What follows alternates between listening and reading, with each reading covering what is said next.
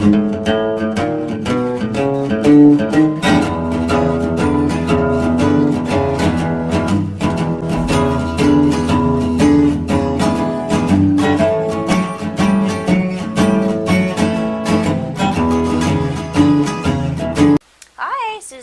of the Rockies, and welcome to the Susie Homesteader channel. And it's time for cocktails and crafts, and it's Thanksgiving. So we're going to make two great recipes. The first one is going to be an alcoholic cocktail, which is called a drunken pumpkin latte, and that's going to be also kind of a little bit of a coffee drink that you can serve hot or cold. And we're going to make a non-alcoholic recipe for the kids or the non-drinkers in the group, which is just going to be a crock pot apple cider, kind of a muled apple cider. So we'll do two recipes today, and the first one we'll start with is going to be our latte, and we're going to make this for actually two people today, just because it's such a small amount if you're only doing one. So you will need to make a pot of coffee, and we're going to start with 1 cup of coffee. Just any kind of coffee you want. You're kind of better off using just a plain coffee for this, because you're going to have lots of other flavors going on here. So try and stick with just a plain old coffee. Okay, so you're going to do 1 cup of coffee to start with. And then we're going to do 1/4 cup of milk in that recipe. You can use a whole milk, low-fat milk, whatever you want. Whole milk would probably taste better, but it just depends on what you want to use, what kind of milk you want to use. We're going to use 1/4 cup of rum chata, one of my favorites. I probably use this in a couple of my videos. So we'll do 1/4 cup of that. Just make sure you shake it up really good before you pour that in there. There's your rum chata. And we're going to do 2 tablespoons of a pumpkin pie vodka. This is a Pinnacle, which is one of my favorite brands, and you can get this anywhere, just any kind of liquor store. So that is a pumpkin pie flavor, which goes perfectly with our Thanksgiving theme. So we need 2 tablespoons of that, not a whole lot of vodka. So there's 1 and 2 tablespoons of our vodka, flavored vodka, and we're going to do 1 tablespoon of sugar into our mix there. Just good old white sugar, just to, well, that was a little more than a tablespoon, but close enough. It's just going to be a little sweet. Okay, and then 1 little splash of cinnamon, or the equivalent of about 1/8 of a teaspoon. It's just easier to do a splash on that.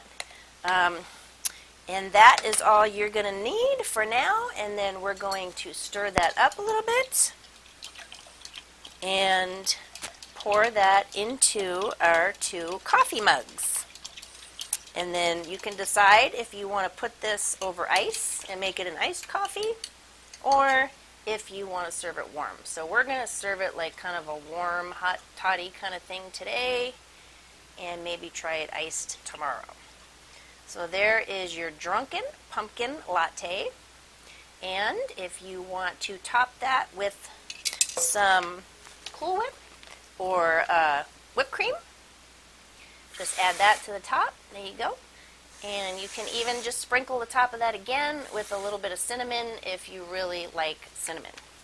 So there you go. Cheers. Drunken pumpkin latte for our adults in the group for Thanksgiving. So that's a super easy one. Great drink. One of my favorites. And then the second one we're going to make is going to be our apple cider. Hot apple cider. Crock pot apple cider. This one you can use your crock pot. You can put this on low for about 8 hours, or you can cook it on high for about 4 hours. So for this recipe we'll use a smaller crock pot, or a medium-sized one, as opposed to the bigger crock pot that I usually use. And then what you're going to do is put in all your liquid ingredients first. So we're going to start with an actual apple cider, and you can do this apple cider sweetened or unsweetened. But if you do your apple cider sweetened, which is what this one is, then you're just not going to add any honey or sugar or maple syrup to this recipe that I have. unless you like it really, really sweet. So obviously shake up your apple cider really good, and then we're going to put in 2 cups of that into our crock pot. So you need 2 cups of your apple cider. And, you know, if you want to do a little bit of cranberry juice in this as well, you can do that in place of some of the water that we're going to do next. But you're going to have lots of other flavors in there with all our apples and our oranges and our cranberries. So you can add a little bit of cranberry juice to this if you want, but we're going to have a whole bunch of cranberries in there. Okay, so you got your 2 cups of apple cider, then you're going to add 7 cups of water to that recipe, just so it doesn't get too strong with all our good stuff floating around in there.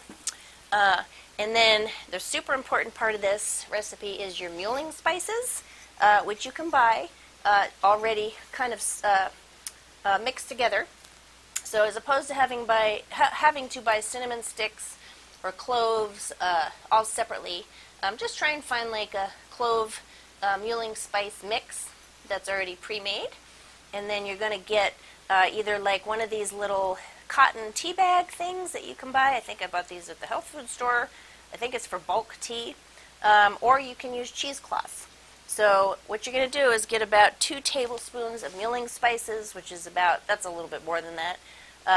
But you're going to put that in the bag, or you're going to tie that up real tight in some cheesecloth.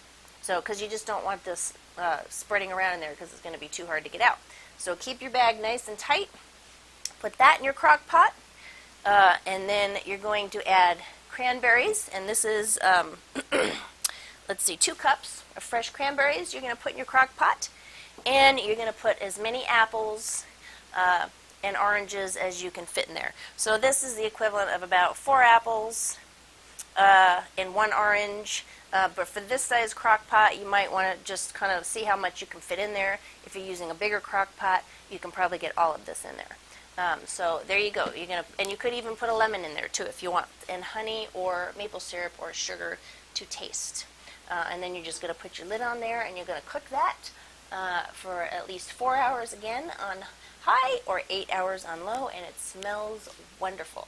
So you'll have that hopefully brewing all day long for Thanksgiving, and it's just a wonderful, wonderful smell for the house all day long. So there you go. There's 2 fun recipes for Thanksgiving. And then don't forget to, decorate your bar and throw in some fun little crafts. I always have cocktails and crafts at the bar. It just keeps going.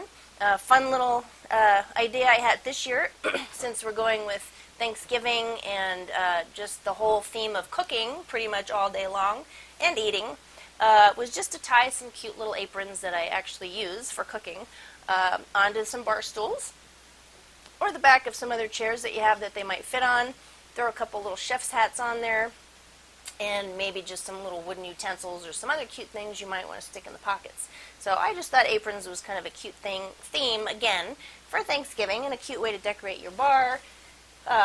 Put down some kind of a cute little tablecloth, add your little welcome sign that I use for all my holidays. Find, again, maybe some pretty little dried pods and dried plants that are, in our color theme there for Thanksgiving. An old sap bucket, or actually that's not that old, but just any kind of a, galvanized bucket to put all your really cool dried flowers in, just for more decorations of the bar. And then if you find any of these acorns, these little fake acorns, just stick them on some skewers, add a little hot glue to the bottom, and you have some fun little Thanksgiving drink stirrers. Super easy to make. And then, this is a fun one. Of course, my wine bottle theme that I try and do for every holiday at a bar. This is my turkey. And, a lot of these bottles that I do, whether it's for a gift or just a display, I use a stocking or some kind of a fabric. But this year, I thought it'd be kind of cute to use some scrap leather. Again, kind of sticking with our textures for Thanksgiving. So just put some hot glued some nice piece of leather onto my bottle.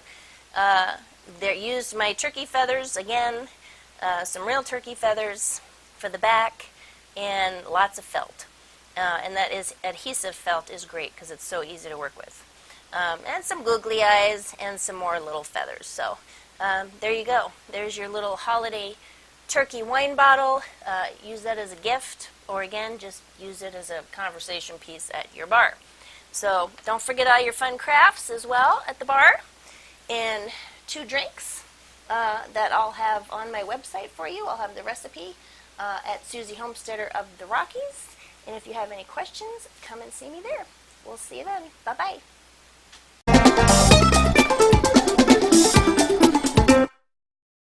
So, let's get started. Subscribe to the Susie Homesteader channel, and we'll see you there. Bye-bye.